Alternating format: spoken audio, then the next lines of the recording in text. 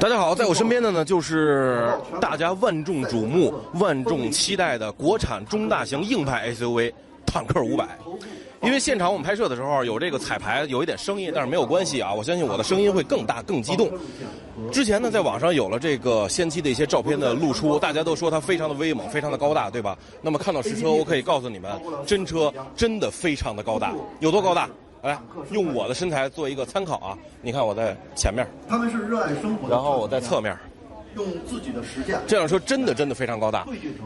整体上看这个样子啊，还有尺寸，很像上一代的酷路泽 LC 200，因为300目前没有引入国内，对吧？所以这个样子很像200。我说一下它的尺寸啊，我们这辆是运动版，就是前脸是这么一个结构的，然后呢还有豪华版，然后前面的中网会更加的密。运动版呢后面有那个所谓的我们的小书包啊，就是那个后面的背挂式备胎，它的长度是5070，如果不带这个备胎呢是4878应该。是啊，这是长度，高度应该是1905。来，侧面我们可以看一下，在本届坦克，在本届成都车展，侧面1905，宽应该是1.93米左右啊，轴距是2850，这个整个的体积真是相当大的啊。你看这个机盖非常的高，一会儿再说动力啊，我知道你们关心动力。来，我们看一下它的这个车轮啊，来到侧面。品牌的2款，车轮的尺寸是265/60/28，你可以看到这个和轮眉的距离真的非常的大。但是呢，我个人觉得相比于这么大的这个车身尺寸，它的轮胎的这个尺寸有点小，真的是比较小。我觉得怎么也得285/65/28才比较合格啊。这个265/60/28确实还是比较小一点的了，尤其是你在侧面看，再来一遍这块好不好？稍微有点头重脚轻的感觉啊。好，接下来说动力啊，那台6Z30的 V6 3.0T 双涡轮增压发动机，不出意外的放置在这个发动机盖下面，260千瓦，500牛米，48伏轻混。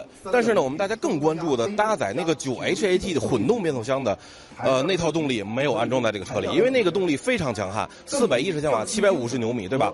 不会出现在这台车上，而是会出现在坦克更高级别的车型上，也许是700、800，也许是900等等的，不一定啊。这辆车就只有这个 3.0T 的纯汽油发动机加一个轻混，260千瓦，500牛米。但是对它来说其实已经足够了啊，关键是要看高海拔情况的这个低扭怎么样。对于一个越野车来说，穿越是非常重要的。目前得知它的这个参数，油箱应该是80升左右，还是85升？其实我觉得也是有点小，所以我刚才跟厂家建议了，希望能95升起，主油箱95升起。如果能加装这个副油箱，那会是最好不过了啊。来，我们来车尾看一下啊，这个呢就是它车尾的这个书包，哇，这个从后面看真的是特别像 LC 200的感觉。包括这个侧门拉手这一块，还有这个整个这个位置，还有这个尾窗以及这块凸出来的地方，都特别像我之前的那辆酷路泽4000啊，但是它没有这个架子，所以看着会更加简洁一些。然后呢，这块是它的这个标识，坦克500 V6。我们看一下后备箱，将在2021年到哎，这是一个7座版本的车型，陆续按232的这个布局啊。我们的新模式和新形态渠道体系，这个从这儿看，这个座椅的料子还是非常不错的。一会儿我们到车内再看一下内饰啊。哇，来到坦克500的车内，简直富丽堂皇，太豪华了。我刚才说它的座椅的料子非常好，你看这儿打孔的，然后还有这个菱形的这个纹路啊等等的，空间舒适性不用怀疑，非常的宽敞。而且你看顶棚还有 A 柱竟然还是翻毛皮的，我的天哪！哎，来到这个中控内饰啊，中央一个大屏，然后前面一个小的仪表盘，然后这儿闪亮的一些空调的按键，实体的不错啊。这还有一个钟表啊，当然了，它是坦克自己品牌的钟表，但是我觉得放在这儿的话也比较能显格调，对吧？那么在这儿呢是这个木纹的这个装饰材料啊，包括底下这也是哇。可能是时装车的原因吧，这还推不上去。后面呢，这块是这个手机无线充电。我们在这儿呢，它这个中控的区域啊，包括座椅的通风、加热、倒车雷达、自动启停。这一块呢是它的这个什么坦克掉头啊等等的，然后4L， 然后后桥的这个锁，在这儿呢是驾驶模式。整体的布局呢，其实和我们之前那辆 H9 差不多，这个旋钮来进行这个驾驶模式的选择，然后这儿4L 等等的，还是比较好控制的。但是整辆车内饰的豪华感，还有这个空间的大小，啊，都要比 H9 有了非常非常大的提升。那目前呢，厂家说有可能这个整个的价格在30到40万这么一个区间，我觉得对于一个 3.0T 的车型来说还可以哈，而且尤其是还是硬派的大梁的。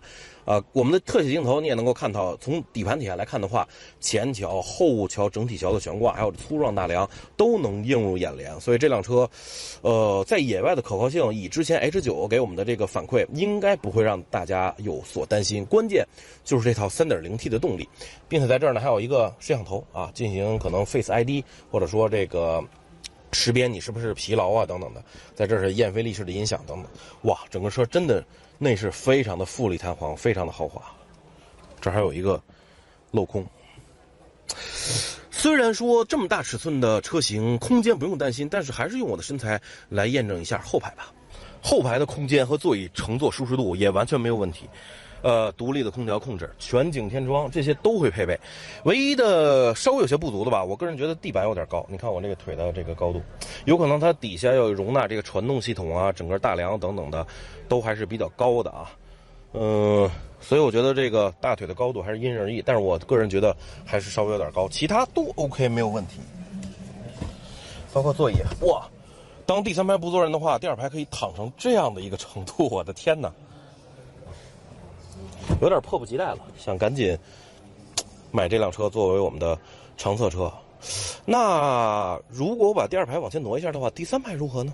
现场很热啊，所以我脸上有很多汗。我来到了这个坦克500的第3排，当第2排稍微往前挪一些的话，第3排头和身体都没问题，但是腿是非常高的一个角度。不过呢，膝盖倒没有顶着第2排的靠背，整个第3排的地板还是比较高的。